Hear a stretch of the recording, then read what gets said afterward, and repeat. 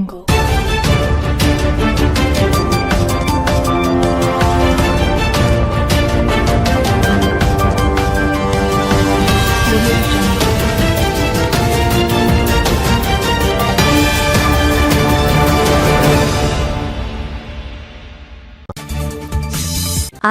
আলাইকুম প্রিয় দর্শক, স্বাগত জানাচ্ছি ব্রেকিং নিউজ বিডিএর আজকের আয়োজনে। শুরুতেই সংবাদ শিরোনাম। প্রথমেই জানিয়ে দিব, এদিকে গ্রেপ্তার হতে চলেছেন এমপি আমির হামজা। সংসদে বিএনপির বিরুদ্ধে রুমিন ফারহানার অ্যাকশন শুরু, কপাল খুলে গেল আওয়ামী লীগের। এবার জানিয়ে দিব জামায়াত আমিরের সঙ্গে জার্মান রাষ্ট্রদূতের বৈঠক, যেসব আলোচনা হলো। এতক্ষণ শুনছিলেন সংবাদ শিরোনাম, এখন থাকছে বিস্তারিত।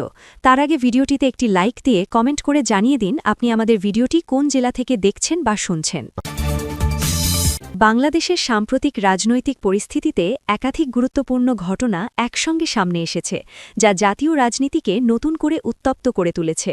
কুষ্টিয়া ৩ আসনের সংসদ সদস্য এবং জামাত সংশ্লিষ্ট নেতা আমির হামজাকে ঘিরে আইনি পদক্ষেপ, সংসদে তীব্র বাকবিতণ্ডা এবং আওয়ামী লীগের পুনর্গঠন প্রক্রিয়া, সব মিলিয়ে একটি জটিল এবং গতিশীল রাজনৈতিক প্রেক্ষাপট তৈরি হয়েছে।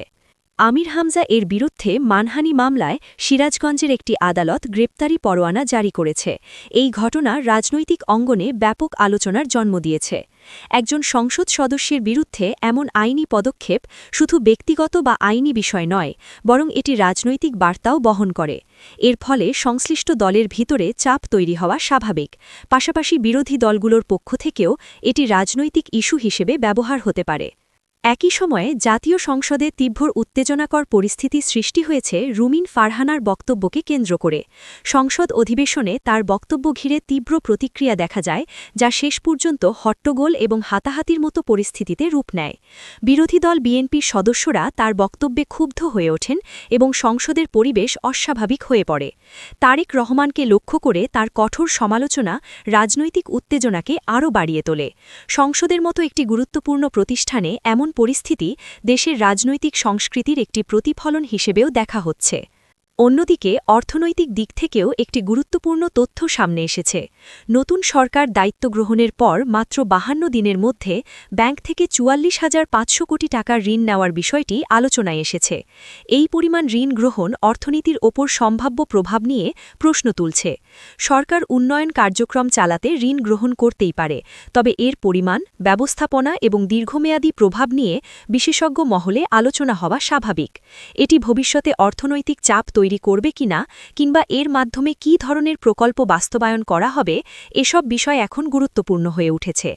এদিকে আওয়ামী লীগের ভেতরে সংগঠন পুনর্গঠনের প্রক্রিয়া শুরু হয়েছে বলে জানা যাচ্ছে। দলের সভাপতি শেখ হাসিনা বিভিন্ন পর্যায়ে নেতাকর্মীদের সঙ্গে আলোচনা করছেন। তিনি এক একটি নির্বাচনী এলাকা ধরে নেতাদের সঙ্গে যোগাযোগ রাখছেন এবং সংগঠনকে কিভাবে শক্তিশালী করা যায় সেই বিষয়ে মত পরিমন্ন করছেন। এই আলোচনায় মূলত গুরুত্ব পাচ্ছে দলকে কিভাবে সংগঠিত রাখা যায়, নেতাকর্মীদের নিরাপত্তা নিশ্চিত করা যায় এবং আইনি লড়াইয়ের মাধ্যমে সমস্যাগুলো মোকাবিলা করা যায়। দলের ভেতরে নেতৃত্ব পরিবর্তন নিয়েও আলোচনা রয়েছে। বিশেষ করে সজীব ওয়াজেদ জয় এর নাম সম্ভাব্য ভবিষ্যৎ নেতৃত্ব হিসেবে উঠে আসছে। তবে এই বিষয়ে এখনও কোনো আনুষ্ঠানিক ঘোষণা আসেনি। দলীয় সূত্রে জানা যাচ্ছে শেখ হাসিনা নিজেও বিষয়টি নিয়ে চিন্তাভাবনা করছেন, কিন্তু তিনি কোনো তাড়াহুড়ো করতে চান না, বরং পরিস্থিতি বিবেচনা করে ধীরে ধীরে সিদ্ধান্ত নেওয়ার পক্ষেই তিনি অবস্থান করছেন। দলের অনেক সিনিয়র নেতা মনে করছেন, হঠাৎ করে নেতৃত্ব পরিবর্তন করলে দলের ভেতরে অস্থিরতা তৈরি হতে পারে। আবার অন্য একটি অংশ মনে করে নতুন নেতৃত্ব এলে দল নতুন করে গতি পেতে পারে। এই দুই ধরনের মতামতের মধ্যেই একটি ভারসাম্য খুঁজে বের করার চেষ্টা চলছে। তবে সামগ্রিকভাবে দেখা যাচ্ছে দলের ভিতরে ইতিবাচক মনোভাবই বেশি কাজ করছে এবং সবাই সংগঠনকে শক্তিশালী করার দিকেই গুরুত্ব দিচ্ছে। এছাড়া যেসব এলাকায় দলের কার্যক্রম দুর্বল হয়ে পড়েছে বা সক্রিয় কমিটি নেই, সেখানে নতুন কমিটি গঠন শুরু হয়েছে। বিশেষ করে ছাত্রলীগ, যুবলীগ এবং স্বেচ্ছাসেবক লীগের মতো অঙ্গ সংগঠনগুলোকে পুনর্গঠনের ওপর জোর দেওয়া হচ্ছে।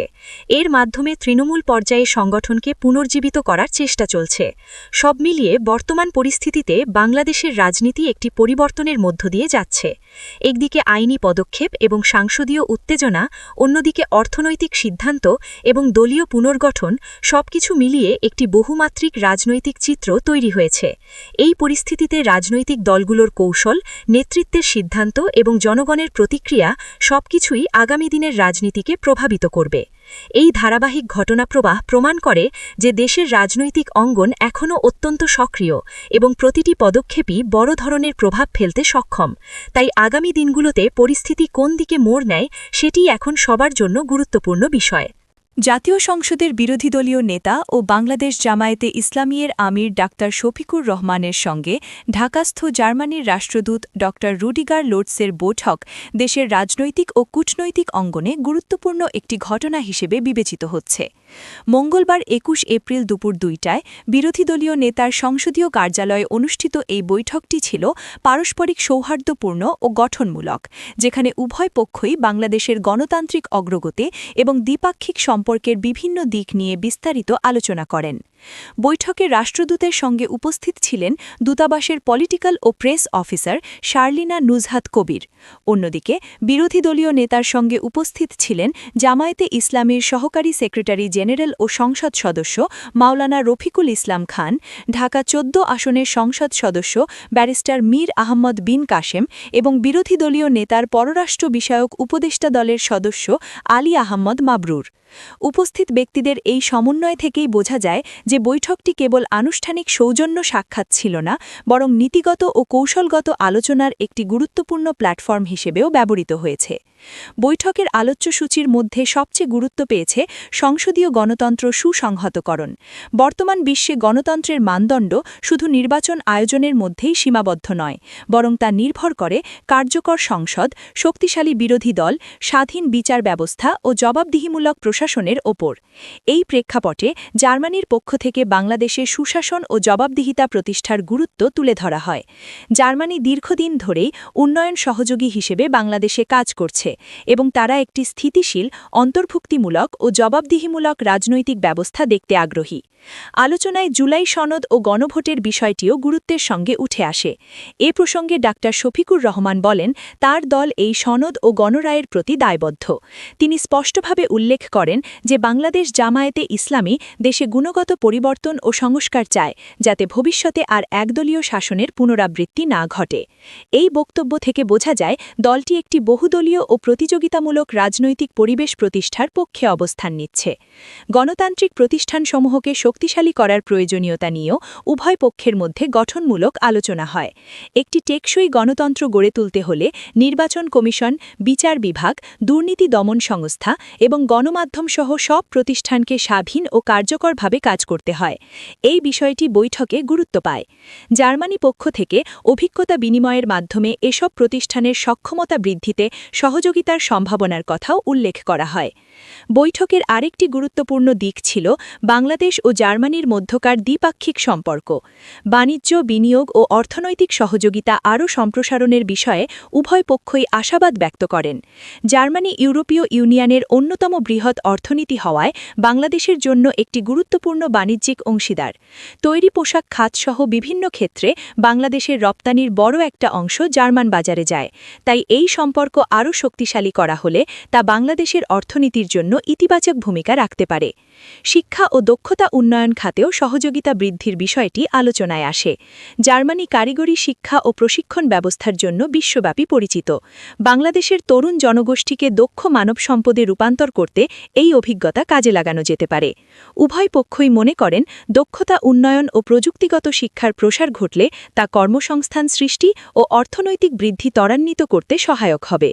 বৈঠকের সামগ্রিক পরিবেশ ছিল আন্তরিক ও ইতিবাচক, যা ভবিষ্যতে দুই দেশের মধ্যে আরও ঘনিষ্ঠ সম্পর্ক গড়ে তোলার ইঙ্গিত দেয়। কূটনৈতিক দৃষ্টিকোণ থেকে এ ধরনের বৈঠক শুধু দ্বিপাক্ষিক সম্পর্ক উন্নয়নের ক্ষেত্রেই নয়, বরং একটি দেশের অভ্যন্তরীণ রাজনৈতিক পরিস্থিতি সম্পর্কে আন্তর্জাতিক অংশীদারদের অবস্থান ও আগ্রহ বোঝার ক্ষেত্রেও গুরুত্বপূর্ণ ভূমিকা রাখে। সব মিলিয়ে এই বৈঠকটি বাংলাদেশের বর্তমান রাজনৈতিক প্রেক্ষাপটে একটি তাৎপর্যপূর্ণ ঘটনা। এখানে একদিকে যেমন গণতন্ত্র, সুশাসন ও রাজনৈতিক সংস্কার নিয়ে আলোচনা হয়েছে, অন্যদিকে তেমনি অর্থনৈতিক সহযোগিতা ও মানব সম্পদ উন্নয়ন মতো দীর্ঘমেয়াদী বিষয়গুলো গুরুত্ব পেয়েছে। এর মাধ্যমে বোঝা যায় বাংলাদেশ ও জার্মানির সম্পর্ক কেবল কূটনৈতিক পর্যায়ে সীমাবদ্ধ নয়, বরং তা বহুমাত্রিক ও ভবিষ্যৎমুখী একটি অংশীদারিত্বে পরিণত হওয়ার পথে এগোচ্ছে।